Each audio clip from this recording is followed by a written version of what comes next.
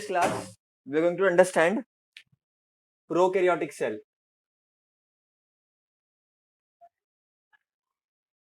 So how a prokaryotic cell will basically look like. तो अब मैं बहुत बेसिक लेवल पे जाऊंगा बच्चों. प्रोकैरियोटिक सेल मतलब बैक्टीरिया का सेल, ऐसा समझ के चलो, और एकदम बेसिक बेसिक बातें समझते चलो बच्चों. So you're going to have some structure like this. ठीक है, ओके बेटा. और अपन नेमिंग करते चलेंगे, ठीक है. So let's say this is plasma membrane.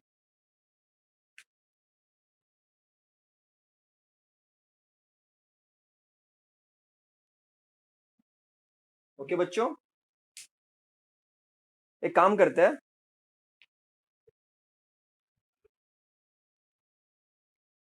इसको अपन नाम दे देते हैं प्लाज्मा मेम्ब्रेन, सो दैट जगह बच जाए.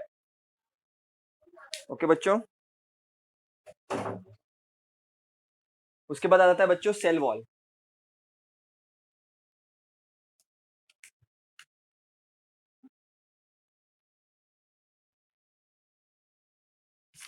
सो बैक्टीरिया का स्ट्रक्चर देखोगे तुम, प्रोकैरियोटिक का स्ट्रक्चर देखोगे, बहुत बेसिक होता है बच्चों, ठीक है.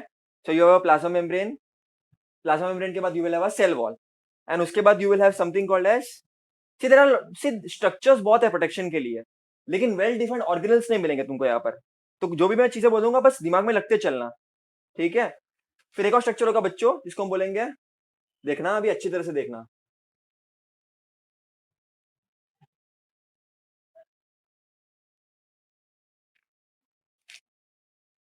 इसको हम बोलते हैं ग्लाइकोकैलिक्स.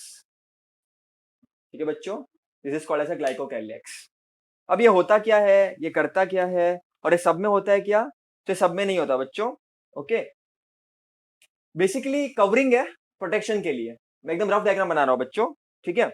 अभी अगर ये हार्ड हुआ और अगर ये सॉफ्ट हुआ तो दो क्लासिफिकेशन है. अगर हार्ड हुआ तो उसको बोलेंगे कैप्सूल लाइक, और अगर सॉफ्ट हुआ तो उसको हम बोलेंगे बच्चों स्लाइम, स्लाइमी स्ट्रक्चर, स्लाइम. तो हमने अब तक क्या क्या पढ़ा बच्चों? लेयर्स पढ़ी. एग्जैक्टली ऐसे मत जाना बच्चों, मैंने थोड़ा सा स्ट्रक्चर थोड़ा सा रफ बनाया है, एग्जैक्ट तुमको ऐसे नहीं मिलेगा डायग्राम, लेकिन समझने के लिए बढ़िया है. तो 3 लेयर्स होते बच्चों, अपने पास इतनी सारी लेयर्स नहीं होती, पहली बात तो अब तक मैंने क्या क्या बताया बच्चों? एकदम बेसिक बेसिक बताया. Plasma membrane, cell wall, cell wall के बाद ग्लाइकोकैलिक्स, जो सब में प्रेजेंट नहीं होगा, किसी किसी में हो सकता है, किसी किसी में नहीं होगा, याद रखना. और अगर वो हार्ड हुआ तो उसको बोलेंगे कैप्सूल लाइक, और अगर वो सॉफ्ट हुआ तो उसको बोलेंगे स्लाइमी. बच्चों कुछ कुछ चीजें तुमको पता होनी चाहिए, जैसे cell wall is made up of peptidoglycan, peptidoglycan, ठीक है, पेप्टिडोग्लाइकॉन. ओके, तो cell wall is made up of peptidoglycan. और प्लाज्मा मेम्ब्रेन का भी हम तो आगे आगे डिटेल में आप देखेंगे किससे बना होता है, वो बाई लिपिड लेयर क्या होती है, वो सब चीजें हम देखेंगे, लेकिन बेसिक बेसिक समझ के रखना. उसके बाद और एक स्ट्रक्चर्स, और स्ट्रक्चर्स के ऊपर अंदर जाते हैं कि एक्चुअल में और क्या क्या होता है यहाँ पर. So let us try to understand that also. बच्चों तुम्हारा जो है प्लाज्मा मेम्ब्रेन इंटरनल स्ट्रक्चर जो है, उसमें ना बहुत सारे इनफोल्डिंग्स होते हैं बच्चों. Okay, there are lot of infoldings in it. Infoldings मतलब कैसे, मैं तुमको बताता हूँ.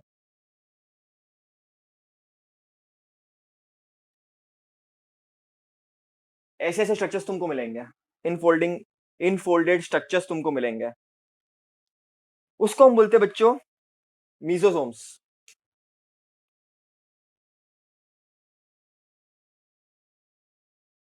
अब ये क्यों है और एक इसका जरूरत क्या है बच्चों? मैंने तुम लोग को लास्ट टाइम पढ़ाया था, प्रोकैरियोटिक सेल में वेल डिफाइंड कुछ भी नहीं होता. कोई DNA VNA nucleus nucleus well defined नहीं होता, एकदम प्रॉपर नहीं होता. तो फिर माइटोकॉन्ड्रिया भी नहीं है. तो इसीलिए यहाँ पर मीजोसोम्स है जो माइटोकॉन्ड्रिया की तरह काम करते हैं. ध्यान देना बच्चों. तो मीजोसोम करते क्या है? It has enzymes for respiration.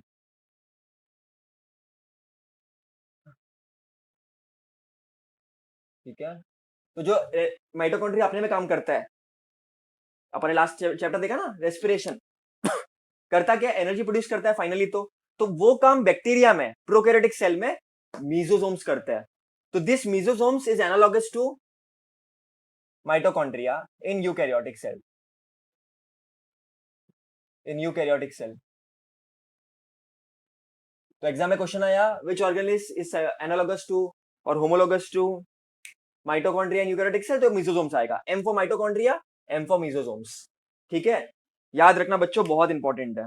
और भी आगे काम आएगा माइटोकॉन्ड्रिया का, मैं तुमको बताते चलूंगा क्या क्या तुमको उनका काम आएगा। तो फिलहाल तो आई होप इतना तुमको क्लियर है।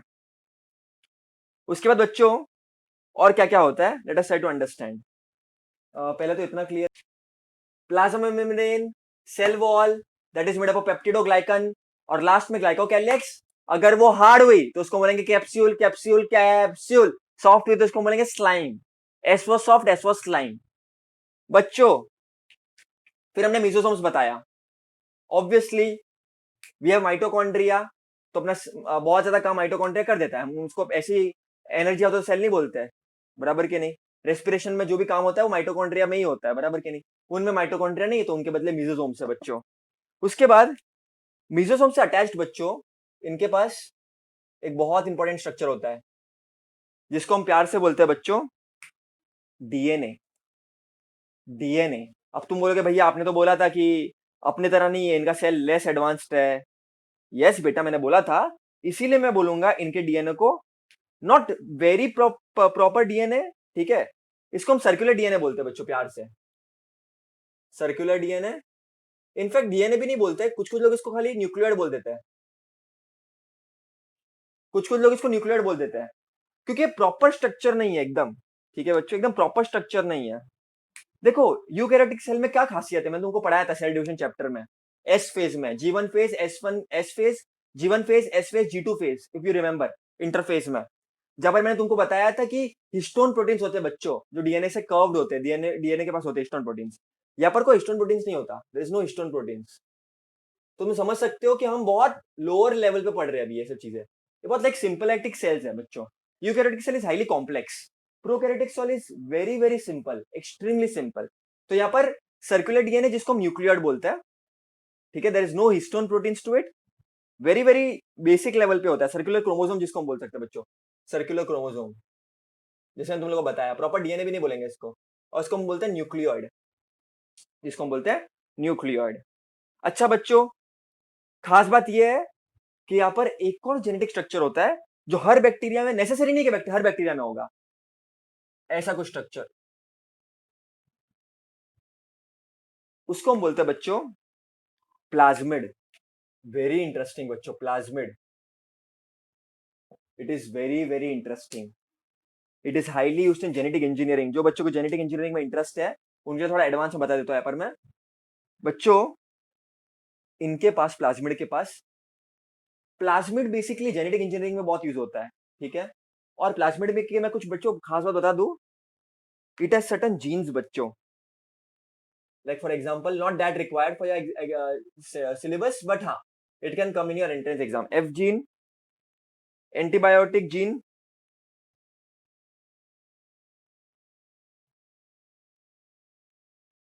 and you have something called as call gene. अब करता क्या है ये एफ जीन? एफ जीन मतलब फर्टिलिटी जीन, ठीक है। अब होता क्या है, I tell you, there is something very interesting बच्चों। देखो बात को समझने की कोशिश करना है एकदम। पहले तो मैं तुमको बेसिक बताता हूँ, F gene is fertility gene. There is something called as sex pili, which I will talk about in a few minutes. Second is antibiotic gene. Antibiotic क्या होता है बच्चों, यू नो ना, यू टेक एंटीबायोटिक्स। वैसे ही बच्चों bacteria में भी होता है अपने आप को चेंज करने का। अगर समझो दवाई तुम दे रहे हो, तो बैक्टीरिया क्या सोचेगा, ये दवाई ने मेरे को लास्ट टाइम मारा था तो मेरे को बदलने का है। So it is antibiotic resistant gene.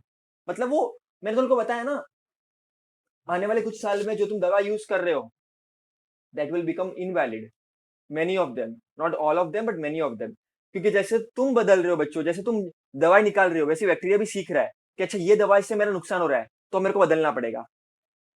तो बच्चों ये सब बातें होती है, ठीक है, ये सब बातें होती है। तो ये तीन टाइप के जीन होते हैं बच्चों, fertility gene, antibiotic gene and col gene. अभी let us try to understand certain things Again, let us revise. Plasma membrane, cell wall, and glycocalyx may be present, may not be present. If it is hard, we say it capsule. If it is soft, we say it's a slime. Obviously इसको भी काम करना है, इसको भी energy चाहिए, बराबर के नहीं?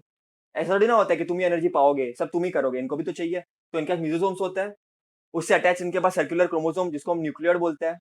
और खास, और दिस प्लाज्मिड इस सब बैक्टीरिया में नहीं होता बच्चों, कुछ कुछ बैक्टीरिया में हो सकता है, सब बैक्टीरिया में नहीं होता। ठीक है, ऐसा बोलते हैं। ठीक है, अगर प्लाज्मिड प्रेजेंट है बच्चों, तो उसको हम बोलेंगे मेल टाइप ऑफ बैक्टीरिया, ऐसा नाम देते हैं, ऐसा जरूरी नहीं है कैसा हो, उसको एक नाम टाइप का देते हैं हम लोग। इफ प्लाज्मिड प्रेजेंट, उसको हम बोलते हैं पॉजिटिव स्ट्रेन, उसको मेल टाइप का बोलेंगे। अगर वह एब्सेंट, तो नेगेटिव टाइप का स्ट्रेन बोलेंगे, उसको फीमेल स्ट्रेन बोलेंगे। भैया इनइक्वालिटी, आप इनइक्वालिटी कर रहे हो, भाई मैं नहीं कर रहा हूँ, जिन्होंने ये सब बनाया वो कर रहा है, मेरे को मत बोलना। तो अगर प्लाज्मिड प्रेजेंट है तो इट्स अ पॉजिटिव स्ट्रेन, उसको मेल टाइप का बोलेंगे। अगर एब्सेंट है उसको बोलेंगे नेगेटिव स्ट्रेन, फीमेल टाइप का, है ना। और मैंने जीन्स के बारे में बता दिया बच्चों। ठीक है, again let us try to understand simple structure बनाने का। Plasma membrane, cell wall, bilipid layer होता है मेड अप ऑफ पेप्टिडोग्लाइकॉन, वो बताऊंगा आगे कैसे होता है। फिर मेसोसोम्स होता है, उसको हम इनफोल्डिंग्स बोलते हैं। ठीक है बच्चों, क्या करता है मेसोसोम्स? सेल वॉल फॉर्मेशन और डीएनए रेप्लिकेशन में काम करता है। ठीक है, किस में हेल्प करता है और कैसे करता है बताएंगे हमें। Cell wall formation, also it has enzymes for respiration, it is homologous to mitochondria, and it also helps in DNA replication. वो कैसे मैं तुमको बताऊंगा बच्चों। ठीक है, साथ ही साथ you have seen the glycocalyx part, so these things you have seen, right? Now let us try to understand a bit more about plasmid बच्चों। तो हम प्लाज्मिड को बोलेंगे क्या? तो पहली बात तो इसके पास single chromosome made up of circular coil DNA, ये मेसोसोम से अटैच रह जाता है। तुमको देख सकते हो, अटैचमेंट देख सकते हो यहाँ पर। ठीक है, there is attachment, there is attachment over here. ठीक है बच्चों, यहाँ पर जो रेप्लिकेशन होता है बच्चों, उसको बोलते हैं थीटा टाइप। वो भी मैं क्यों बोलता हूँ मैं आगे बताऊंगा, डोंट वरी, बट फिलहाल खाली सुन लो बच्चों। कुछ कुछ जैसे मैं तुमको बताया, यहाँ पर हिस्टोन प्रोटीन्स नहीं होते हैं, तो इसको हम न्यूक्लियर बोलते हैं। इसको हम प्रॉपर क्रोमैटिन नहीं बोल सकते, क्योंकि क्रोमैटिन के लिए हिस्टोन प्रोटीन्स की भी जरूरत होती है। ठीक है, there is no histone proteins, not at all. उसके बाद obviously besides chromosomal DNA, many bacteria show plasmid which are small circular DNA. It is like a small circular DNA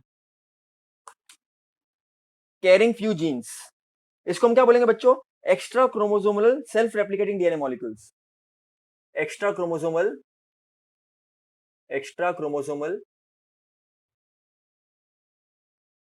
self replicating molecules, खुद से replicate करते हैं, कोई म्यूजोसोम से attach नहीं है ये।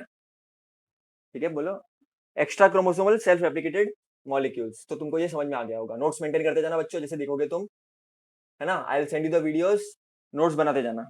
उसके बाद क्या करते हैं ये प्लाज्मिड, मैंने तुमको बताया तीन टाइप के जीन्स मैंने तुम लोग को बोले यहाँ पर बच्चों। ये एफ प्लाज्मिड है ना, fertility plasmid, it is for reproduction. अब कैसे मैं तुमको बताऊंगा, डोंट वरी। एंटीबायोटिक जीन किसके लिए होता है मैं तुमको बता दिया, it is against resistance against antibiotic. जो भी अपन एंटीबायोटिक्स लेते हैं उसके अगेंस्ट, रेजिस्टेंस मतलब रुकावट। तो तुम चीना फाड़ के बोलना सब लोगों को कि भाई मैंने कुछ नया पढ़ा है आज, कि बैक्टीरिया भी अपने से फास्ट ग्रो करते हैं। तो अब उनको बताना तुम लोग कि अपने को अब रेडी रहना है, आगे कुछ भी चेंजेस आए। ठीक है, तो तुमको अपने को रेडी अपने को रेडी रहना है। ठीक है बच्चों, उसके बाद को बता दिया बेसिक चीज है प्लाज्मिड के बारे में। चलो अब इस पे वापस आते हैं, मीसोसोम्स पे। ठीक है, एक एक चीजें मैं बताते जा रहा हूँ, तुम लोग नोट करते जाना। मैंने तुम लोगों को क्या बताया, मीसोसोम्स क्या करते हैं, अटैच करते हैं सर्कुलर डीएनए से। ठीक है, अब होता क्या है बच्चों, ज्यादा तो इस पर रिसर्च नहीं हुई है, लेकिन जितनी भी रिसर्च हुई है उससे ये मालूम पड़ा है, क्रोमोसोम रेप्लिकेट करता है मीसोसोम से अटैच करके।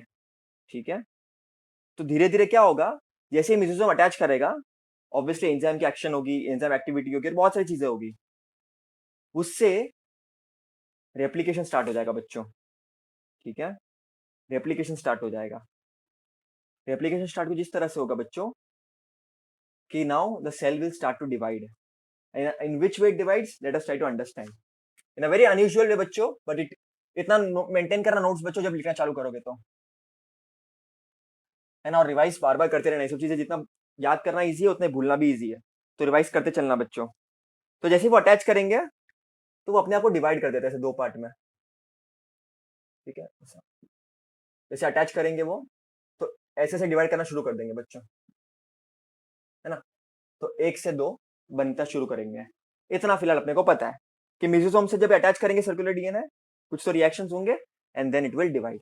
तो इस तरह से रेप्लिकेशन शुरू होगा बच्चों, जैसे अपने में होता है ना, जिस हिसाब से रेप्लिकेशन होता है। लेकिन यहाँ पर बहुत अजीब सा है, इट वॉज वेरी इंटरेस्टिंग, बहुत रिसेंट डिस्कवरी है ये वाली। तो ये वाली चीज तुमको समझ में आ गई। Let me tell you one very important thing. DNA, DNA से आरएनए बनता है, that we know, right. DNA से आरएनए बनता है, that we know. There is something called as transcription that you have studied in lower standards, 10th में पढ़ा है। तो बच्चों क्या होगा ना, आरएनए पे राइबोसोम्स आकर के अटैच हो जाएंगे,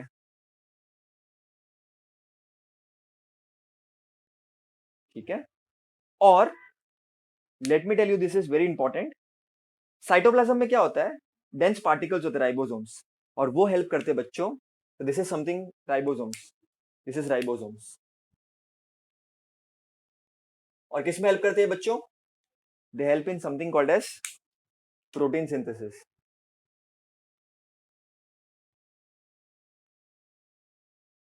तुमको पता है already, DNA to mRNA, mRNA to proteins, पता है ना बच्चों। तो ये सब चीजें अपने को मालूम है already, this you have studied in lower standard, तो ये इनमें होता है। अब तुम बोलोगे भैया आपने तो बोला था ऑर्गेनल्स नहीं है यहाँ पर प्रॉपरली, तो ये राइबोसोम वगैरह कहाँ से आ गया। देखो जिसमें मेम्ब्रेन होगी ना प्रॉपर तरीके से, वो सब एब्सेंट हो गया यहाँ पर, तो समझ जाना। तो बेसिक बेसिक स्ट्रक्चर यहाँ पर प्रेजेंट होंगे बच्चों। और bacterial ribosomes are 70 Svedberg, so basically it is 50 Svedberg plus 30 Svedberg, which is 70 Svedberg. अब बच्चे कंफ्यूजन शुरू हो गए, 70 स्वेडबर्ग क्या होता है बच्चों। सो there is something called as बच्चों sedimentation rate in ribosomes, sedimentation rate।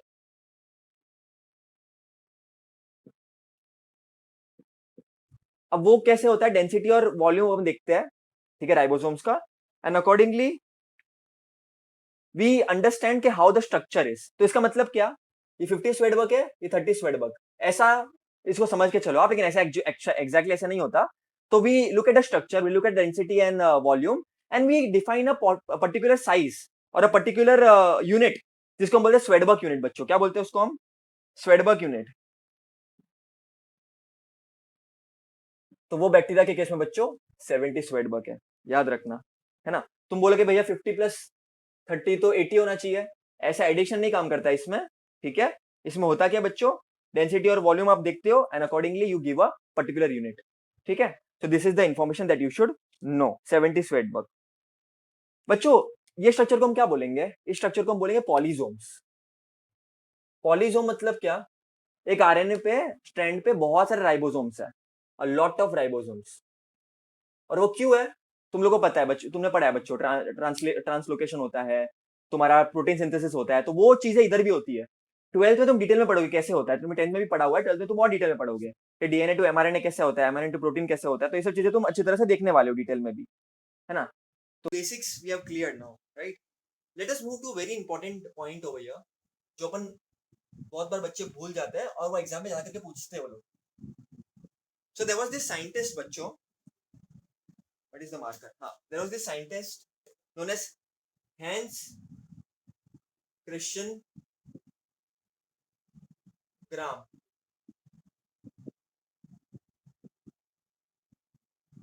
Okay. उसने क्या किया, उसने एक टेक्निक बनाई, gram staining.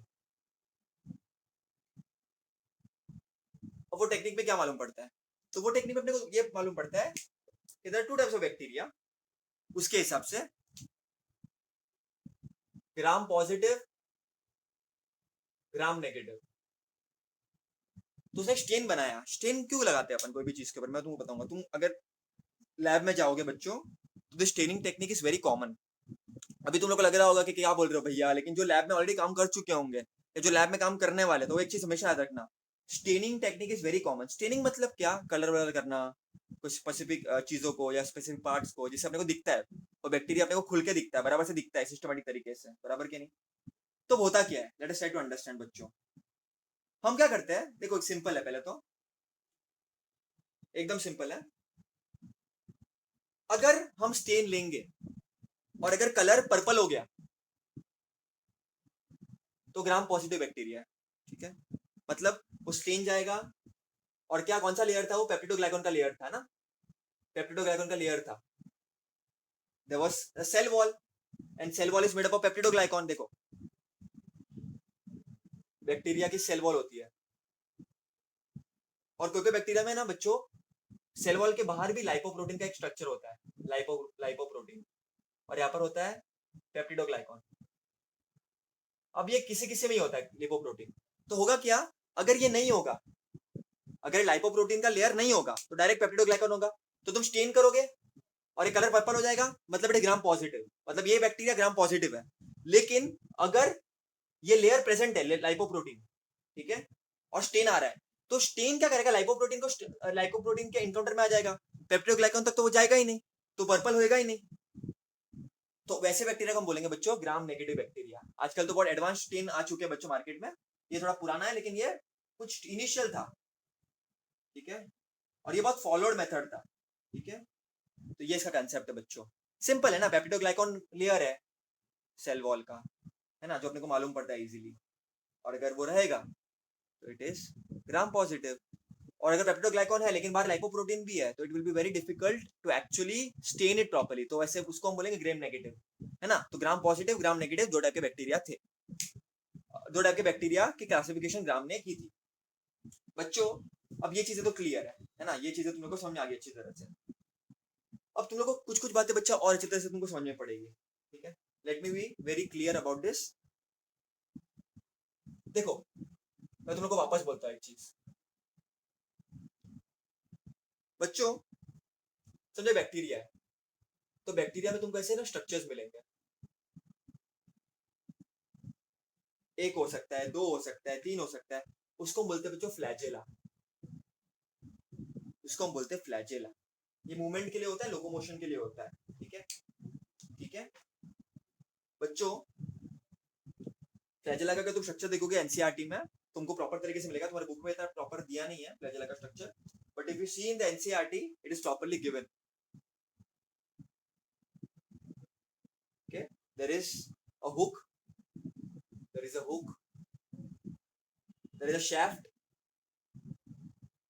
hook shaft, and there is a basal body, इसको हम बोलते हैं बेसल बॉडी।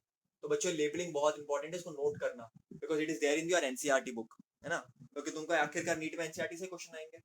उसके बाद बच्चों बहुत सारे बैक्टीरिया में सीलिया होता है, सीलिया होता है, small small growth, not they are flagella जितने बड़े नहीं होते, बट छोटे छोटे होते हैं, अगेन लोकोमोशन और मूवमेंट के लिए होता है सीलिया, ठीक है बच्चा। तो what I am saying, there can be flagella, there can be cilia, not at all an issue, ठीक है। फ्लैजेलम बच्चों, फिर है ना एक और स्ट्रक्चर होता है, ध्यान से देखना, इसको हम बोलते हैं फिम्ब्रे, ठीक है। ये भी कुछ वैसे स्ट्रक्चर होता है, लेकिन सबसे इंटरेस्टिंग स्ट्रक्चर बच्चों मुझे बहुत एक अच्छे लगते हैं स्ट्रक्चर्स, जो तुमको मैंने बताया था। देखो एक बैक्टीरिया है, बैक्टीरिया सीखता है ना बच्चों धीरे धीरे, तो वो जो सीख रहा है, तो वो चाहेगा ना कि उसके बच्चे के बच्चे सब में वो आए, है ना, एक जनरेशन को पूरा उसकी नॉलेज मिले, उसकी मेमोरी मिले, है ना। तो बच्चों there is a structure, very interesting structures, उसको बोलते हैं पिलाय बच्चों, उस स्ट्रक्चर को हम बोलते हैं पिलाय, तो समझो इसका जेनेटिक मटेरियल है ये। तो this pili what it will do, this is pili बच्चों, ये पिलाय ट्रांसफर करेगा जेनेटिक इंफॉर्मेशन को, there is something, this is known as conjugation, इसको हम बोलते हैं कॉन्जुगेशन बच्चों। What it does is it helps in giving genetic material, genetic information. So this is the structure called as pili bachcho. So some other projections are the tubular pili which helps in intercellular communication. क्या बोलेंगे अपन इधर, intercellular communication। तो pili के बारे में क्या बोलूंगा मैं, intercellular communication, और मेनली किसके लिए काम आता है वो? जेनेटिक इन्फॉर्मेशन के लिए, जेनेटिक इन्फॉर्मेशन को ट्रांसफर करने के लिए हेल्प आता है बच्चों। बहुत बड़ी बात बोल रहा हूँ तुम लोगों को, तुमको बहुत छोटी लग रही होगी, कॉन्जुगेशन में हेल्प होता है ना। तो ये सब चीजें तुमको पता होनी चाहिए बच्चों। फिर अपन ने फिमरे बोला सपोर्ट के लिए होता है, and this is how the basic identity और ideology of a prokaryotic cell is.